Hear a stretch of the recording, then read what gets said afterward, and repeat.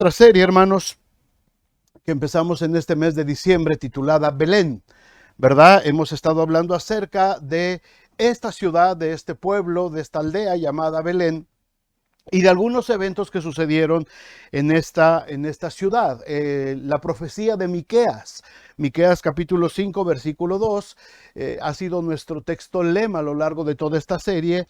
Dice: pero tú, Belén Efrata, pequeña para estar entre las familias de Judá, de ti me saldrá el que será Señor en Israel. Y sus salidas son desde el principio, desde los días de la eternidad. Este es un versículo que se usa mucho en esta temporada de diciembre. Por lo general, todo el mundo sabe qué es Belén, a qué nos referimos cuando hablamos o mencionamos a Belén.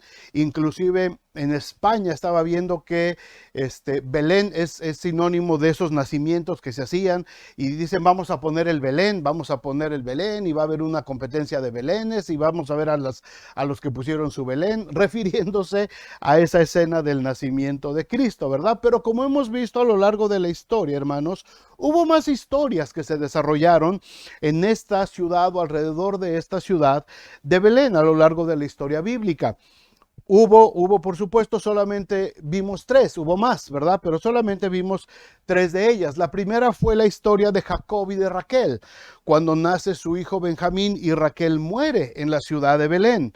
Una historia quizás a nuestros ojos, una historia de dolor, una historia de luto, pero dentro del plan de Dios sería el sello para la formación de la nación de Israel a través de sus 12 tribus. La segunda historia tiene que ver con una historia de redención, como un simbolismo de lo que sería nuestra historia de redención. Y lo vimos a través de la vida de Ruth, ¿verdad? Cuando encuentra a su esposo Booz, que era originario precisamente de Belén. Una historia también donde hay muerte y aparente fracaso, pero gracias a la obediencia y la fe de esta mujer, esta se convierte en una hermosa historia de redención y de una pareja, quienes a su vez fueron los bisabuelos del protagonista de nuestra tercera historia que vimos, que se desarrolla también en la ciudad de Belén. Me refiero a David.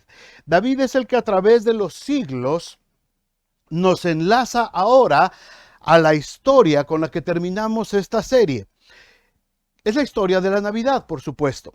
La historia que casi todo mundo recuerda, que todo mundo conoce y que es muy familiar para todos. Cuando hablamos de Belén, por lo general recordamos el nacimiento de Cristo, pero después de que lo hemos ido enlazando con las otras historias, nos damos cuenta de que no es una ciudad al azar, hermanos. No es solamente que a Dios se le escogió esta ciudad, sino que es una ciudad que no se eligió por coincidencia, sino que se eligió a lo largo de un periodo de historia muy largo, de siglos de historia, a través de los cuales Dios fue tejiendo esa historia. Y la historia de Belén también nos refleja en gran manera nuestra propia historia. Una historia enmarcada por diferentes eventos, por diferentes situaciones. Unas situaciones quizás no tan agradables, otras quizás agradables, pero al final de cuentas son historias de la vida, de la naturaleza humana que se han ido desarrollando a lo largo de los siglos. Nosotros como iglesia somos parte de esa historia, hermanos. Somos parte de estas estructuras que se fueron dando a lo largo de la vida de estos personajes que hemos visto en estas historias, en esta serie. Así es que para nuestra historia de hoy, vamos a ver un poco del trasfondo histórico. ¿Qué es lo que está sucediendo alrededor de la historia de José y María de la que vamos a hablar hoy? Después de que David en Belén es ungido por Samuel, inicia su reinado unos años después, cuando ya es un poco mayor, empieza su época de reinado y se convierte en el rey más grande que ha tenido Israel. Dios confirma un pacto con David acerca de un linaje eterno, no un linaje terrenal, no una descendencia terrenal que duraría 200 o 300 años como la mayoría de los imperios terrenales, sino un linaje eterno. Vayan conmigo a Primero de Crónicas 17, el primer libro de Crónicas allá en el Antiguo Testamento, donde se confirma este pacto. Dios le habla al profeta Natán y lo envía a casa de David. Y le manda a decir en el versículo 11, cuando tus días sean cumplidos para irte con tus padres, es decir, cuando te mueras, levantaré descendencia después de ti a uno de entre tus hijos y afirmaré su reino. Él me edificará casa y yo confirmaré su trono eternamente. ¿Se dan cuenta de esta palabra? Eternamente. Cuando Dios habla de eternidad, habla de un espacio infinito de tiempo, hermanos. No de algo temporal, no de algo terrenal, sino infinito. 13.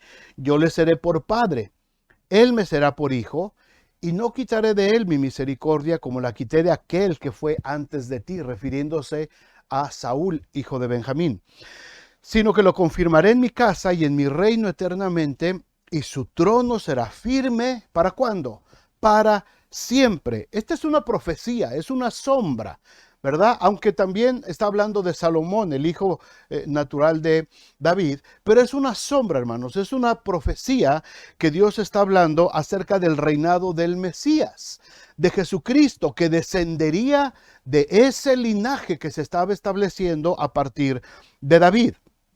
Después de este pacto con David, tenemos muchos imperios más, hermanos, que se levantarían. Y todos esos imperios a lo largo de los siglos irían cayendo. Pero el linaje de David, ese linaje eterno del que Dios le habló, de acuerdo a esta promesa, siguió y siguió a través de los siglos. Casi 800 años después. 8 siglos después de establecido este pacto, hermanos. Fíjense bien, 800 años. Para que tengan una referencia, América tiene de descubierta apenas 500 años que se descubrió América. Estados Unidos tiene de fundado poquito menos de 300 años. Para que se den una idea del margen de tiempo. 800 años después de David, 800 años después de que el Señor le dio este pacto. Por eso le dijo que iba a ser eternamente. 8 siglos después de establecido el pacto, llegamos nuevamente a una historia, otra vez, en la ciudad de Belén. ¿Qué aguante tenía esta ciudad? Era una ciudad chiquita, era una ciudad, como dijimos, 4 millas, 7 kilómetros al sur de Jerusalén, una ciudad pequeña y aguantando el paso de los siglos. Ya pasó toda, para esto ya pasó toda la historia de los reyes de Israel, más de 250 años de monarquías, hubo reyes buenos, hubo reyes malos, hubo reyes nefastos, hubo reyes muy buenos y rectos que siguieron el camino del Señor. Ya pasó también el tiempo de la deportación a Babilonia, ya regresaron algunos de esos judíos que fueron deportados nuevamente a Jerusalén por mano de Zorobabel, de Esdras, de Nehemías, ya pasó todo eso. Y todavía ha pasado más, un periodo de casi 400 años, donde no hubo rey, donde no hubo sacerdote, donde tampoco hubo profeta en Israel. Los famosos 400 años de silencio entre los dos testamentos. Ya pasó todo eso, hermanos. Ya pasó toda esa historia, ya pasó todo eso. Ya cayó el imperio que los conquistó originalmente, Babilonia. Después de Babilonia, también el imperio persa que se levantó, ya cayó. Después se levantó el imperio griego y también ya cayó. Y ahora el que está en turno, el que domina toda esa región, es el imperio romano. En medio de esas circunstancias es que nuevamente volvemos a encontrarnos a la ciudad de Belén, para ver 3 eventos muy importantes que sucedieron en esta ciudad el día de Navidad con José y María, o alrededor de los días de la primera Navidad. Muchas veces cuando hablamos de Navidad, muchas veces cuando hablamos de Belén, son eventos que tienen un antecedente histórico, pero muchas veces estos 3 elementos los perdemos de vista. Hablamos de todos los detalles del nacimiento de Cristo y por supuesto eso es lo más importante, el que Cristo haya nacido entre nosotros, pero tenemos que considerar también algunos otros detalles que la Biblia nos revela porque son importantes para afirmar nuestra fe, para afirmar lo que creemos, nuestra convicción de quiénes somos, de lo que tenemos a través de Cristo Jesús y de las grandes enseñanzas que este evento nos ha dejado. Están muy calladitos, no veo manitas, no veo, a ver, denme por ahí unas manitas, a ver si están ahí conmigo todavía. Bueno, ¿qué es lo que significa realmente el evento de la Navidad? ¿Qué es lo que realmente significó el nacimiento de Cristo, hermanos? Por eso hemos tenido que hacer este recorrido por la historia, aprendiendo lecciones de vida de cada uno de estos eventos que son muy importantes para nosotros. Por eso tenemos que ver todos estos eventos que han ido sucediendo y cómo se han ido entretejiendo a lo largo de la historia. Lo más grandioso del evento de la primera Navidad, por supuesto, hermanos, es la forma en que Cristo vino a este mundo para darnos vida. Estamos todos de acuerdo en eso, amén. Pero vamos a ver estos eventos que también suceden alrededor de la historia de José y María y que nos dejan valiosas enseñanzas para nuestra vida diaria como cristianos. El primer evento es un evento político, un evento que tiene más que ver con política, el censo que se realiza. Vamos a leer en Lucas. Lucas capítulo 2, versículo 1 dice: aconteció en aquellos días que se promulgó un edicto, ¿verdad? Una resolución de parte de Augusto César, el que era emperador de Roma, que todo el mundo fuese empadronado, registrado. Este primer censo se hizo siendo Cirenio gobernador de Siria, e iban todos para ser empadronados, cada uno a su ciudad. Y José subió de Galilea, de la ciudad de Nazaret, a Judea, a la ciudad de David, que se llama Belén, por cuanto era de la casa y familia de David, para ser empadronado con María su mujer, desposada con él, la cual estaba encinta. Ya sabemos la historia, ¿verdad? El Espíritu Santo vino sobre María y María estaba embarazada. Así es que se manda un edicto. El emperador de Roma en ese momento se llamaba César Augusto, y César Augusto ordena un censo, es decir, un conteo de todos los ciudadanos de Roma y de todas las provincias de los habitantes que, aunque no eran ciudadanos romanos, estaban bajo la autoridad del imperio romano. El emperador necesitaba conocer la cantidad de gente, necesitaba conocer el potencial militar que tenía, necesitaba saber los peligros potenciales que le podrían representar los pueblos que estaban bajo su autoridad, pero sobre todo cuál era la capacidad financiera del imperio, cuánto deberían de estar recibiendo por los impuestos y por los tributos. Era una situación de política interna del imperio.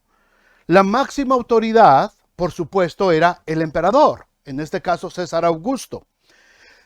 El emperador tenía gobernadores distribuidos en las diferentes provincias.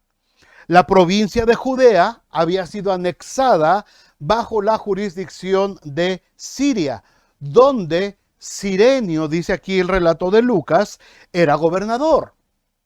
Pero, hermanos, los asuntos relacionados con los judíos, escuchen bien esto, había un encargado que le llamaban rey, por mera nombramiento de clase social. El rey, por ahí de acuerdo con la tradición, era un rey no establecido por un linaje real, era un rey que había sido designado de forma política por el emperador.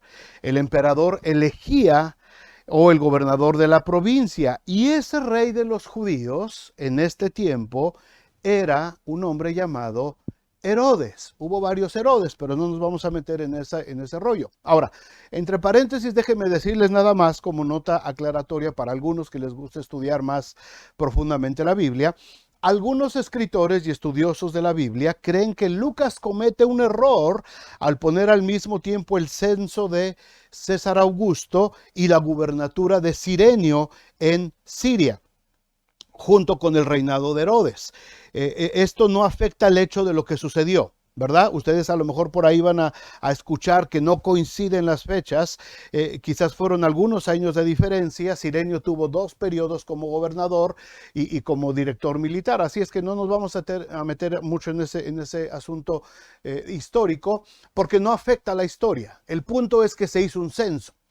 El punto es que se mandó a hacer un conteo de todos los habitantes del imperio.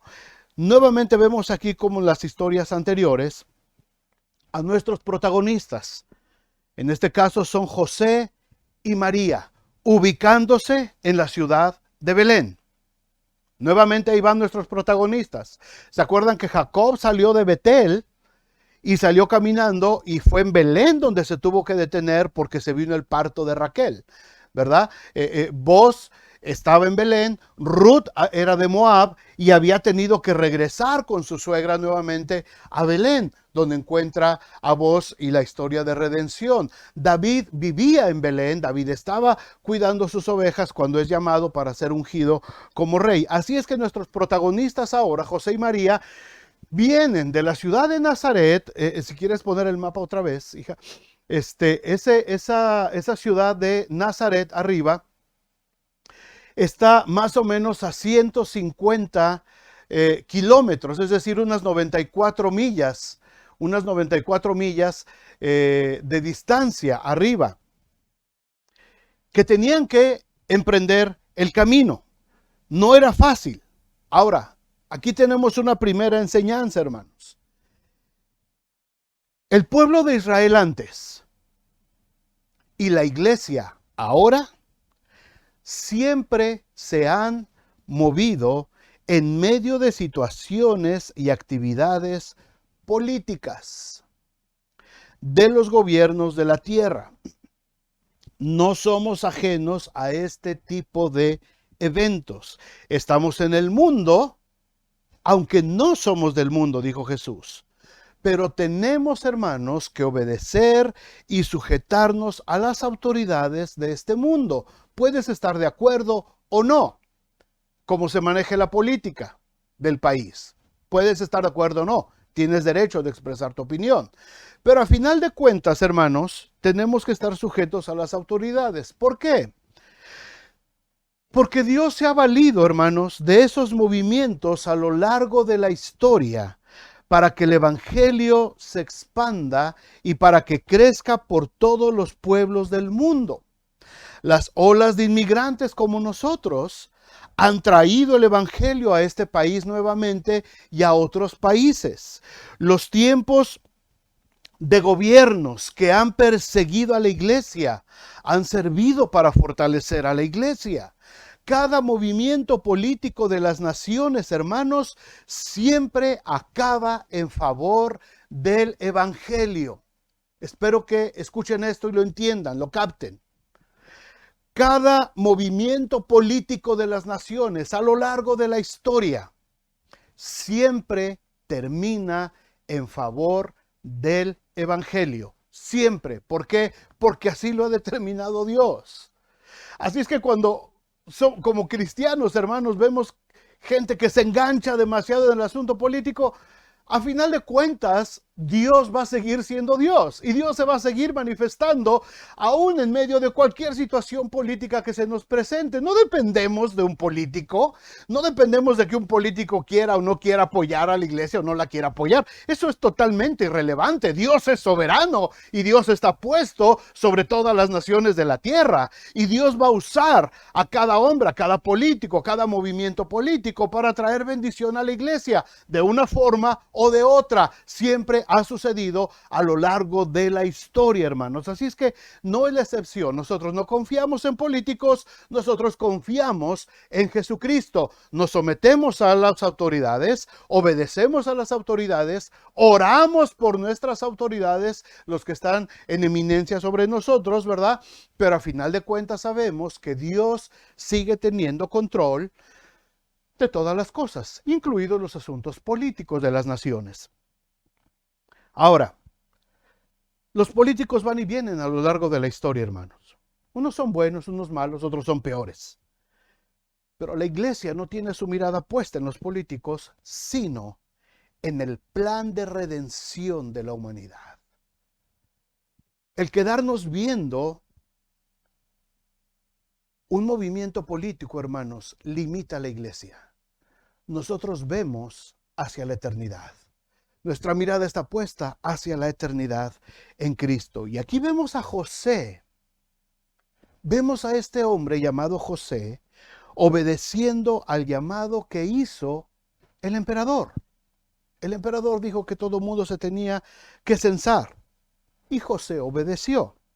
Aunque esto le causó mucha incomodidad porque su mujer María estaba en el último mes del embarazo. Y José pudo haber dicho, ¿cómo se le ocurre al emperador ahorita querer hacer un censo cuando mi mujer está en el último mes de embarazo? ¿Por qué no se le ocurrió hace 4 o 5 meses? Porque ahora que estamos en el 9º mes y de un momento a otro el niño puede nacer. Sin embargo, José tomó sus cosas, probablemente un animal de carga para transportar. La Biblia no dice que iban en un burrito, ¿verdad?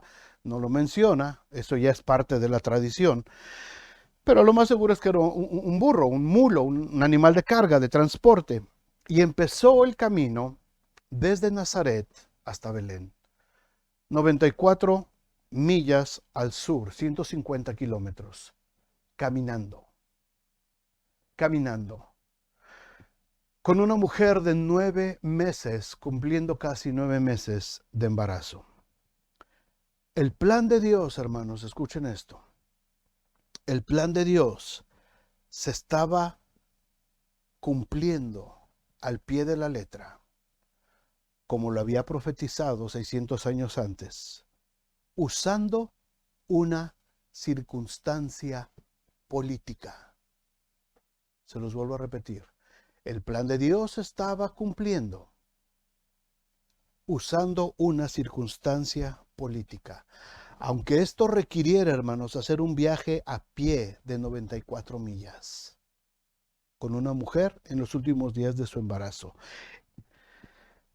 Este año 2020, aquí Estados Unidos, para los que estamos aquí en este país,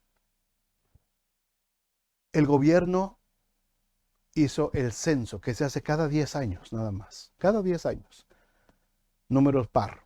Tocó 2020, tocó el censo. Fue una situación difícil, tuvimos que encerrarnos, no pudimos hacer lo que queríamos hacer. Nuestra iglesia estaba dispuesta ya para apoyar este proyecto del censo, teníamos ya la gente que iba a ayudar en el censo, tuvimos que cancelar, pero aún así el censo se llevó a cabo este año en Estados Unidos. Yo quiero creer que todos nosotros, los que vivimos en este país, llenamos los datos que se nos pidieron. Nadie tuvo que caminar 94 millas, ninguno de nosotros. Solo teníamos que tomar nuestros telefonitos súper inteligentes y apretar clic, clic, clic, clic, clic, clic, una serie de preguntas por 10 minutos. Por 10 minutos. Y el cuestionario estaba completado.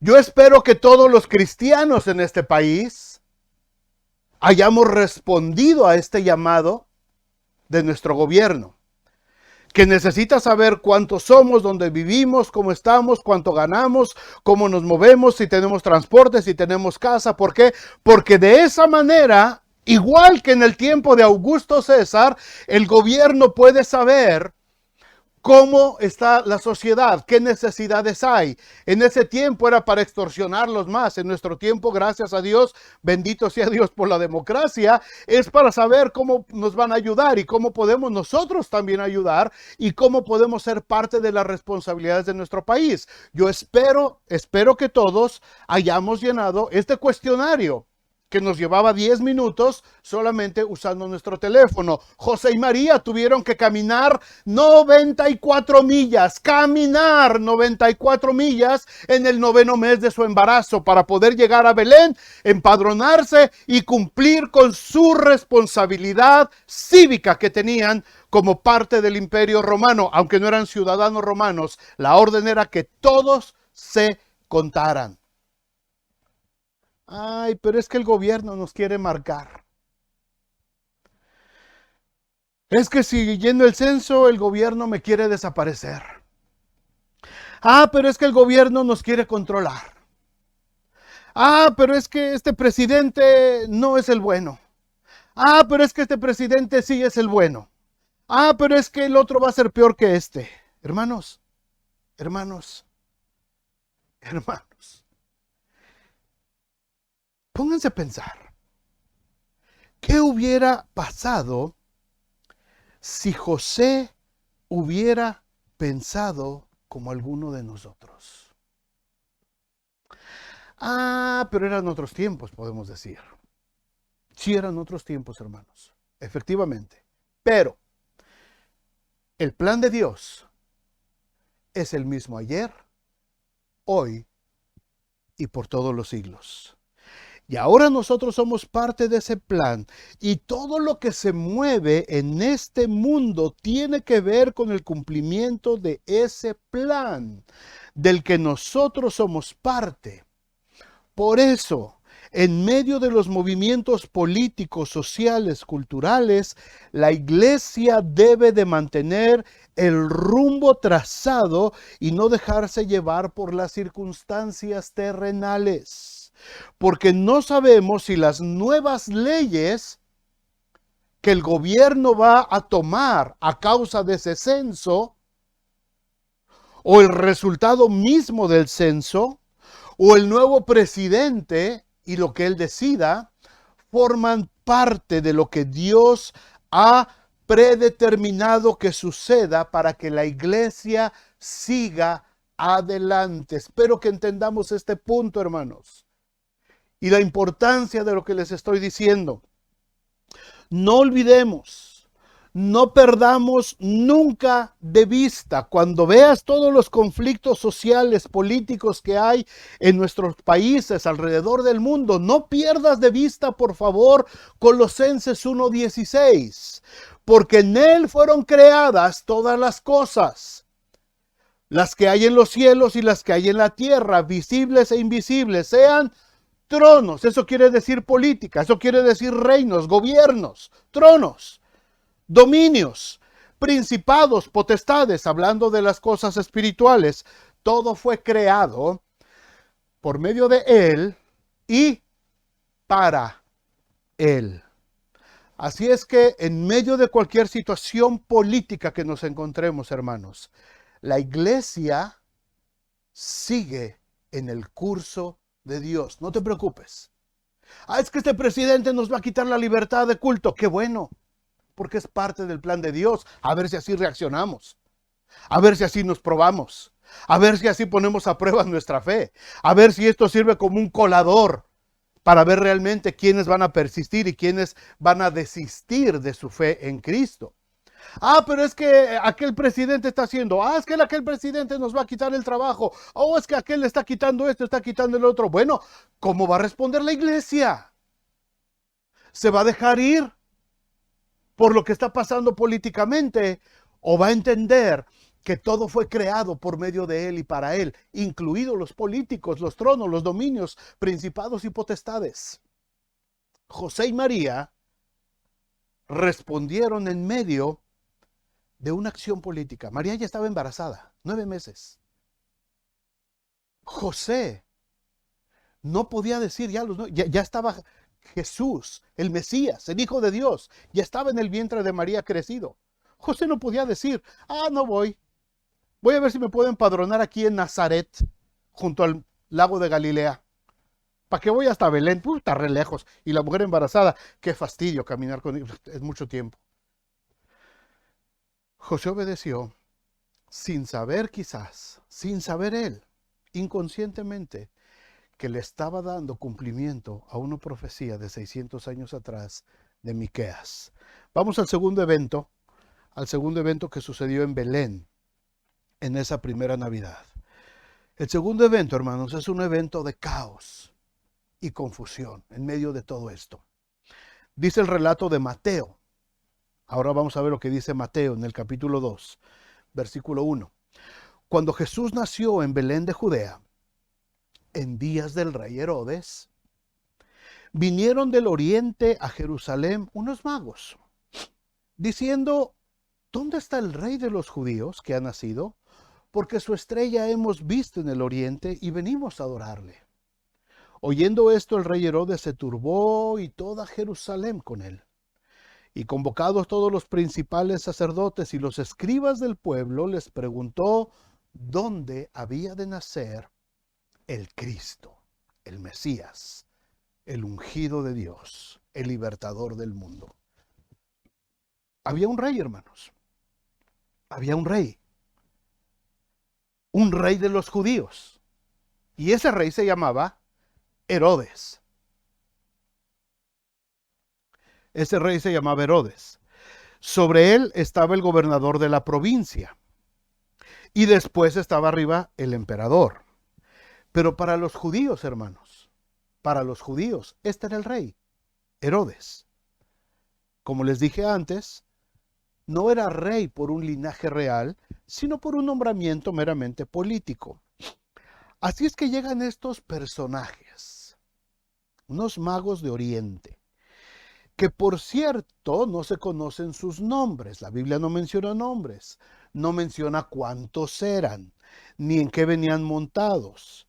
Y a lo largo de los siglos se han hecho 1000 leyendas de ellos hasta llegar a la rosca de Reyes del 6 de enero, ¿verdad?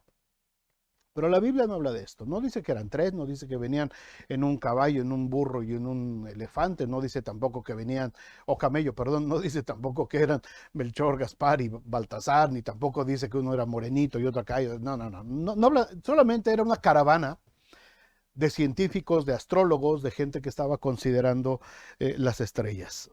Llegan a la capital de la provincia, la capital de los judíos, el centro donde se concentraba todo el poder político y religioso de la región, Jerusalén. Jerusalén era el asentamiento de toda la política, de todo el centro, de todo lo que pasaba en la religión de entonces. Ahí estaba asentado todo esto en Jerusalén. Ahí estaba la residencia del rey Herodes. Ahí estaba el imponente templo que Herodes también había levantado, y estaba también ahí el sumo sacerdote. Estaban las clases religiosas que se habían desarrollado ya a lo largo de los años anteriores. Ahí estaban los fariseos, los escribas, los saduceos, toda la clase religiosa ya muy alejada de la virtud original con la que Dios había dado instrucciones a Moisés en el desierto. Ya estaban ahí. Era más ahora una clase religiosa, sacerdotal, más puesta al servicio del poder político, más que espiritual y de comunión con Dios. Era más asunto político, era un asunto de manipulación, sojuzgando al pueblo para que pudieran vivir medianamente en paz, lo que les retribuía a ellos ganancias económicas y favores delante del imperio. Imagínense la situación. Jerusalén era el centro de este poder político, de este poder religioso. Y los magos de Oriente llegan inocentemente, esta caravana de hombres, llegan inocentemente y sueltan la pregunta bomba.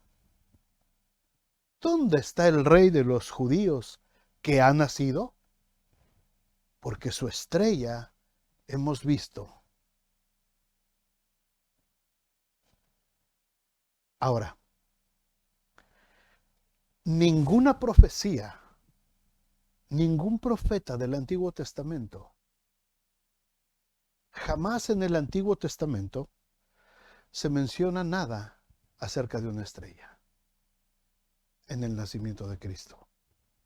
No se habla, no hay registro en las profecías del Antiguo Testamento acerca de una estrella que iba a aparecer. Estos personajes venían de lugares lejanos del Oriente. No eran judíos relacionados con la profecía del nacimiento de un Mesías libertador. Ojo, por favor, síganme, hermanos, síganme. No se me distraigan. Ojo aquí, mucha atención. Algunos historiadores coinciden con que esta caravana venía de alguna región de Persia. Seguramente durante el tiempo de la deportación de Israel, de la parte norte de las tribus, que fueron deportadas a la región de Asiria, y después de unos años Judá, el reino del sur, que fue llevado a Babilonia, los judíos todo ese tiempo de deportación contaron y hablaron acerca de las profecías que había de que un día un rey iba a nacer, un descendiente de aquel David que fue ungido rey en Belén. Realmente no sabemos cómo fue. Lo que sí nos dice Mateo es que estos hombres venían con un solo propósito: adorar al rey, rendirle honor al Mesías. Estos hombres entendieron, hermanos, por supuesto movidos por el Espíritu Santo de Dios, que la salvación que este niño representaba iba mucho más allá de Israel. Que las promesas que le fueron dadas a Abraham, que decían: en ti serán benditas todas las familias de la tierra, bendeciré al que te bendijere y maldeciré al que te maldijere, se referían al Mesías, a este rey que había nacido. No se refería a un pueblo.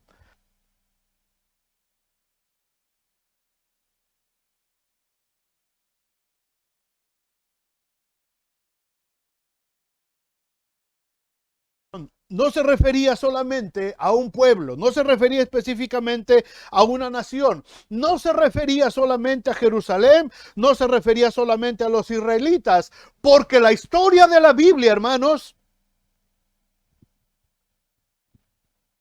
no se trata de un pueblo. La historia de la Biblia es la historia de salvación para todo el mundo, para toda la humanidad. Es la historia de salvación para todo el que cree. Al judío primeramente, pero también al griego, a los de Oriente, Occidente, a los del norte, a los del sur, todas las familias de la tierra. Esto es algo que no han podido procesar todavía hasta este tiempo los judíos, hasta el día de hoy. Ellos piensan que la salvación es para ellos. No han podido entender lo que dice Juan 1:11, a lo suyo vino y los suyos, el pueblo de Israel, no le recibió. Mas a todos los que le recibieron, a los que creen en su nombre, les dio potestad de ser hechos hijos de Dios. Bendito sea el nombre del Señor. Nosotros hemos sido hechos hijos de Dios, somos parte de esa nación santa, de ese pueblo adquirido por Dios. Y todo esto lo pudieron entender estos magos de Oriente y se tomaron el tiempo para indagar, para viajar miles de millas con tal de conocer a este niño. Ahora, déjeme seguir con la historia.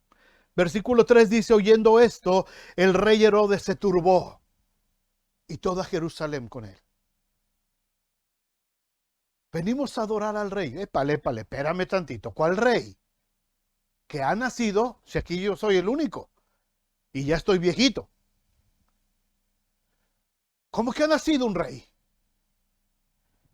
El nacimiento de Jesús, amados hermanos, el nacimiento de Jesús provocó caos, provocó turbación, descontrol en la capital del poder político y religioso.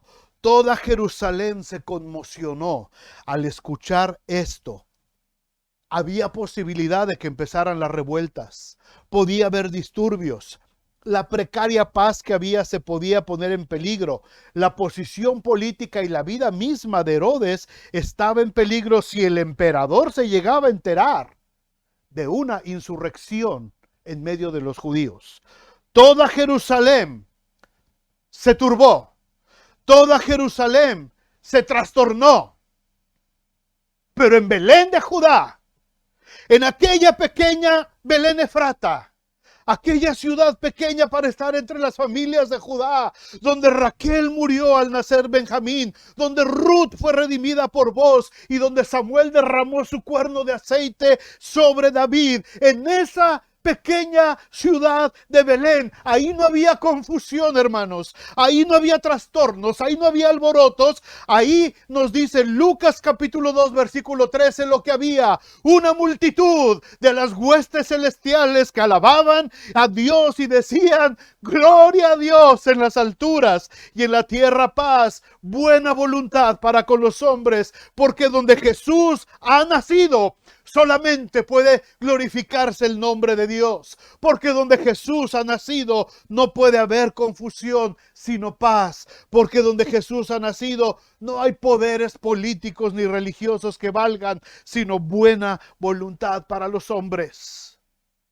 En Jerusalén, hasta el día de hoy, después de 2000 años, sigue habiendo turbación y conflictos. Pero en cada corazón donde Jesús ha nacido, hay un sentimiento de adoración a Dios. Hay paz y buena voluntad, sin importar lo que pase en medio de los poderes políticos y religiosos del mundo. Cada uno de nosotros que hemos tenido a Cristo en nuestro corazón, cuando Cristo ha nacido en nuestro corazón, tenemos paz y buena voluntad, sin importar lo que pase alrededor. En Jerusalén hubo turbación, descontrol, caos. En Belén, Efrata, había paz y había cantos angelicales. El tercer evento, hermanos, alrededor de José y María en ese día en Belén, cuando Jesús nació: el llamado a los pastores. Vayan conmigo a Lucas otra vez. Lucas capítulo 2, versículo 8 dice: había pastores en la misma región que velaban y guardaban las vigilias de la noche sobre su rebaño. Y aquí se les presentó un ángel del Señor, y la gloria del Señor los rodeó de resplandor, y tuvieron gran temor. Pero el ángel les dijo: no temáis, porque he aquí os doy nuevas de gran gozo, que será para todo el pueblo, que os ha nacido hoy en la ciudad de David un Salvador, que es Cristo el Señor. ¿A quién llama Dios primero?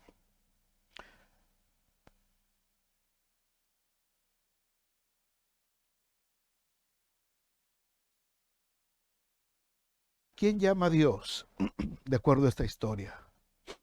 ¿A los sacerdotes? ¿A los miembros del Sanedrín? ¿A los fariseos celosos guardianes de la ley? No, no. El llamado, el primer llamado anunciando el nacimiento de Cristo, es a un grupo de pastores.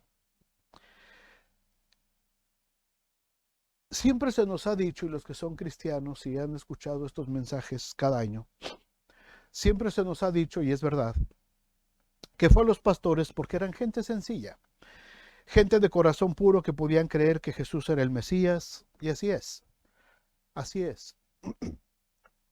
a simple vista. Porque leyendo más a profundidad, hermanos, y estudiando y escudriñando un poquito más la Escritura, me doy cuenta de que hay algo más en este llamado a los pastores. Primero, ¿qué es lo que estaba haciendo David mientras sus valerosos hermanos eran presentados delante del profeta Samuel, que buscaba al nuevo rey de Israel? ¿Se acuerdan la historia? Primero de Samuel 16:11. Entonces dijo Samuel a Isaí: ¿son estos todos tus hijos? Y él respondió: queda aún el menor, que apacienta a las ovejas. En otras palabras, queda aún el menor que guarda las vigilias de la noche sobre sus rebaños. Y dijo Samuel a Isaí: envía por él, porque no nos sentaremos a la mesa hasta que él venga aquí.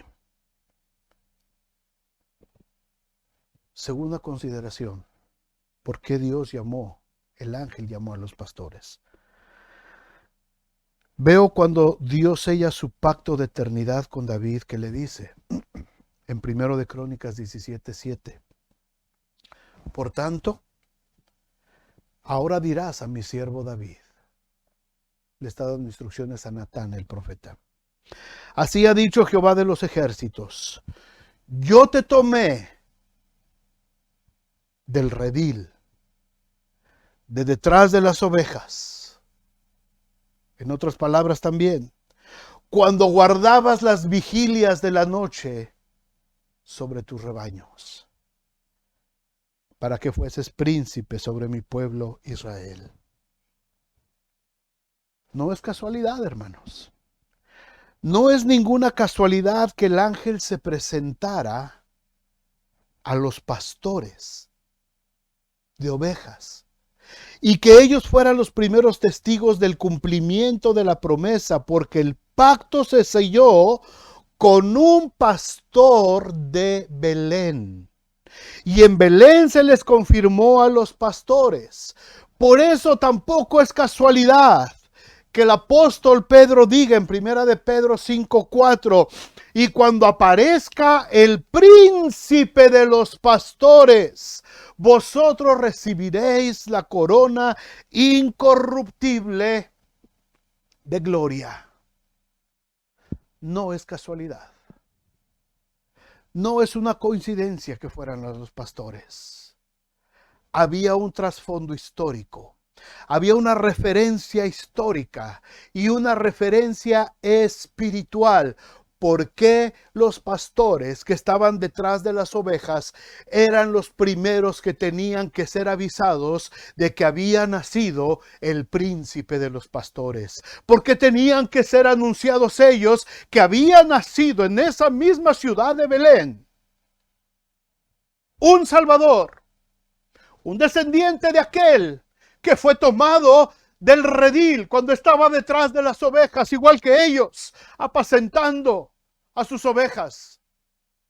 Era necesario que los pastores fueran los primeros, porque había un simbolismo, porque había algo que Dios estaba dejando por sentado, que no eran los poderes políticos y religiosos de Jerusalén, no eran los escribas, los fariseos, los saduceos, no era el rey Herodes, no era ese poder, esas potestades humanas, era la misma historia que venimos escuchando desde Raquel y Jacob, desde Belén.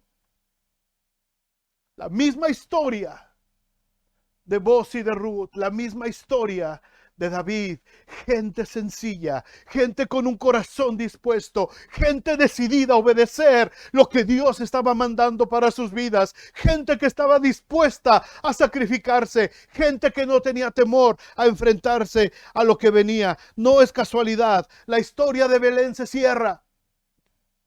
Jesús nace, sus padres lo tienen que esconder, revelado por un ángel, tienen que huir a Egipto, porque la turbación de Herodes, la locura política y religiosa en Jerusalén crecen, al punto que Herodes ordena una matanza de niños para que no haya otro rey más que él. Y entonces la antigua profecía de Jeremías cierra el capítulo de Belén de toda la historia.